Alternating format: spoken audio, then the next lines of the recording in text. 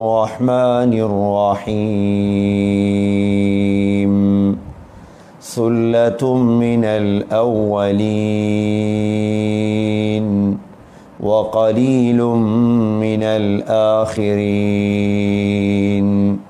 على سرر موضونة متكئين عليها متقابلين يطوف عليهم ولدان مخلدون بأكواب وأباريق وكأس من معين لا يصدعون عنها ولا ينزفون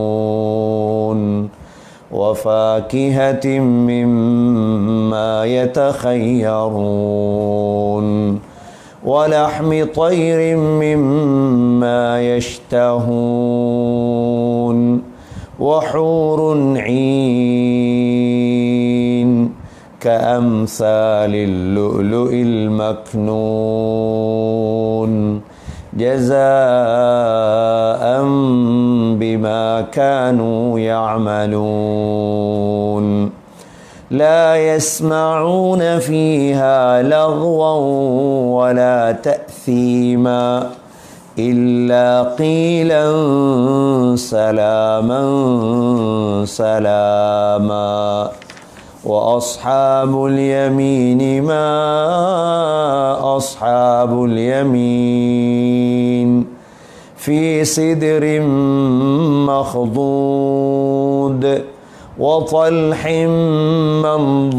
منضود وظل ممدود وماء مسكوب وفاكهة كثيرة لا مقطوعة ولا ممنوعة وفرش مرفوعة إنا أنشأناهن إنشاء فجعلناهن أبكارا عربا أترابا لأصحاب اليمين ثلة من الأولين وثلة من الآخرين.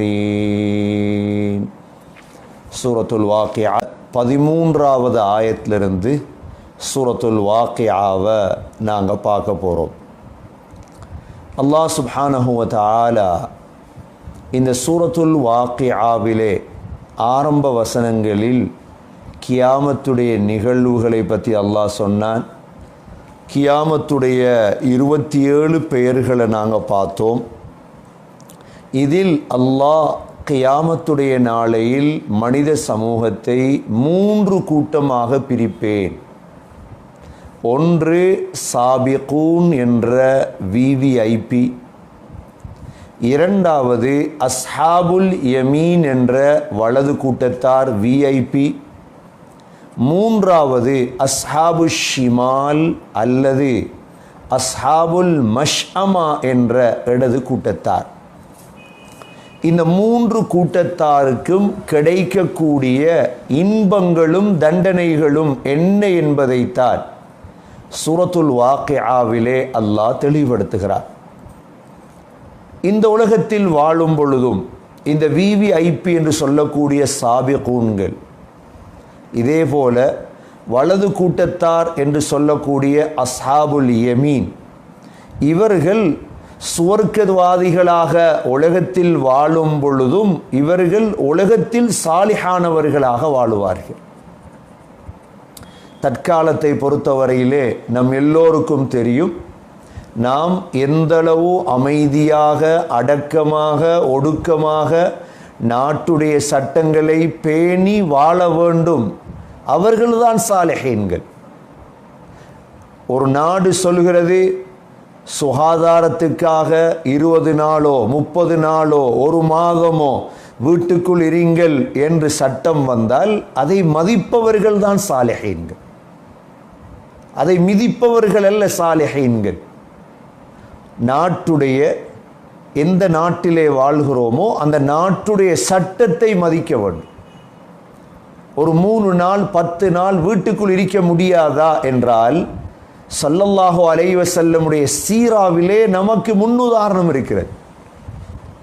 நபி ஸல்லல்லாஹு அலைஹி வஸல்லம் ஷுஅப் அபி தாலிப் என்ற கணவாயிலே 3 ஆண்டுகள் அடைபட்டிருந்தார்கள்.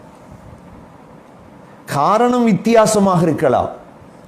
இன்று சுகாதாரத்துக்காக வீட்டுக்குள் அடைபட்டிருக்கின்றோம். ஸல்லல்லாஹு அலைஹி வஸல்லமை 3 ஆண்டுகள் காஃபிர்கள் அடைத்தார்கள் என்ற காரணங்கள் வித்தியாசப்பட்டாலும் உள்ளே இருக்கலாம் என்பதற்கான ஆதாரத்தை நான் சொல்கிறேன். ஸல்லல்லாஹு அலைஹி வஸல்லம் தனது மனைவி ஹதீஜா ரலியல்லாஹு அன்ஹா, தன்னுடைய பனு ஹாஷிம் பனு முத்தலிப் கோத்திரத்தார்கள் அனைவர்களுமே ஷுஅப் அபி தாலிப் என்ற கணவாயிலே 3 ஆண்டுகள் அப்பொழுது இருந்த குறைஷிகள் என்ன செய்தார்கள் என்றால் அந்த ஒப்பந்தத்தை எழுதி காபாவிலே தொங்க விட்டார்கள். காபாவிலே தொங்க விட்டார்கள். காபாவிலே ஒரு விடயம் தொங்க விடப்பட்டால் அதை யாராலும் மாற்ற முடியாது. அதாவது பொருளாதார தடை விதிக்கப்பட்டது. சொல்கிறார்கள் எந்த அளவுக்கு தெரியுமா? இன்று முஸ்லீம்கள் ஒரு கிழமையாக 3 நாளாக கறி இல்லை, சாப்பாடு இல்லை, பசியோடு இருக்கிறார்கள். பொறுத்திருங்கள் சகோதரர்களே, ஹதீதுகளிலே சீராக்களிலே வந்திருக்கிறது, சின்ன பிள்ளைகள் கத்தும், சாப்பிடுவதற்கு எதுவும் இல்லாமல் இலைகளை தண்ணீரிலே நனைத்து நனைத்து சாப்பிடுவார்கள். இலை, மர இலைகள் இருக்கிறது, இதை தண்ணீரிலே நனைத்து சாப்பிடுவார்கள். சொல்லுவார்கள் அவர்களுக்கு வரக்கூடிய மலம் மிருகங்களுக்கு வரக்கூடிய மலத்தை போன்றுதான் வரும். அப்ப 3 ஆண்டுகள் அபூ தாலிப் என்ற கணவாயில் ஸல்லல்லாஹு அலைஹி வஸல்லம் தன்னுடைய குடும்பத்தாரோடு இருந்தார்கள் என்றால் இன்றைய முஸ்லிம் சமூகத்துக்கு ஒரு மாதமோ ஒரு 10 நாளோ ஒரு 20 நாளோ வீடுகளுக்குள் இருக்கும்படி சொல்லப்பட்டிருக்கிறது சுகாதாரத்துக்காக, அமைதிக்காக. எனவே நாட்டுடைய சட்டத்தை பின்பற்ற வேண்டும். ஒவ்வொரு தாய்மார்களும் இதை மதிக்க வேண்டும். பலர் கைது செய்யப்பட்டிருக்கிறார்கள். குர்ஆனை ஓதிக்கொண்டிருக்கலாம், நோன்பு பிடிக்கலாம், அஸ்மாவுல் ஹுஸ்னாக்களை தொடராக பேசுகிறோம், ஓதலாம், அல்லாஹ்வை நெருங்கலாம். நமக்கு என்ன பிரச்சினை? நாம் நோன்பு பிடித்தாலும் நன்மைதான், சாப்பிட்டாலும் நன்மைதான், பசியோடு இருந்தாலும் நன்மைதான். நாம் எதற்கும் அஞ்ச தேவையில்லை, எதற்கும் பயப்பட தேவையில்லை. ஆனால் அல்லாஹுடைய தொடர்பை உருவாக்கி கொள்ள வேண்டும். இந்த காலம் குடும்பங்களை நல்ல முறையில் வளர்க்கக்கூடிய காலம், குடும்பத்தினர்களுக்கு தீனை சொல்லிக் கொடுக்கக்கூடிய காலம். ஆகவே சகோதரர்களே, சகோதரிகளே, நாட்டுடைய சட்டத்தை மதித்து நாடு என்ன சொல்கிறதோ ஆரோக்கிய விடயத்திலே அவைகளை மதித்து வாழக்கூடியவர்களாக அல்லாஹ் நம்மை ஆக்கி அருள்வானாக. அல்லாஹ் சுப்ஹானஹு வ தஆலா இந்த சாபிகூன் அஸ்ஹாபுல் யமீன், இந்த 2 கூட்டத்திலே முதல் கூட்டம் யார்? சாபிகூன். இவர்களை பற்றி அல்லாஹ் தெளிவுபடுத்துகிறான். சூரத்துல் வாக்கியாவுடைய முதல் வசனங்களிலே அல்லாஹ் சொல்கிறான், நாம் ஏற்கனவே பார்த்தோம், வஸ்ஸாபிகூன ஸாபிகூன், நன்மைகளில் போட்டி போடக்கூடியவர்கள். உலாயிகல் முகர்ரபூன், அவர்கள்தான் அல்லாஹ்வின் இறை நேசர்கள், அவுலியாக்கள், அல்லாஹ்வை நெருங்கியவர்கள்.